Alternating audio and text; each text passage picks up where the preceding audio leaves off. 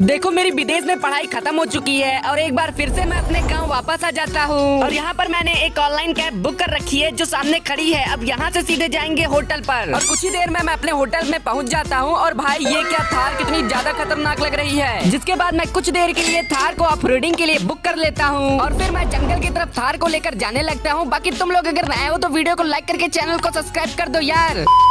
और तभी जंगल पहुंच जाता हूं और ऑफ रोडिंग का। अरे भाई ये क्या हुआ? भाई इस गाड़ी का एक्सीडेंट कैसे हुआ? ओ भाई ये क्या लाश? भाई साहब हमारे ट्रक का एक्सीडेंट हो गया है और हमारे कुत्तों को बचा लीजिए वरना यहाँ के जंगली जानवर उन्हें मार देंगे।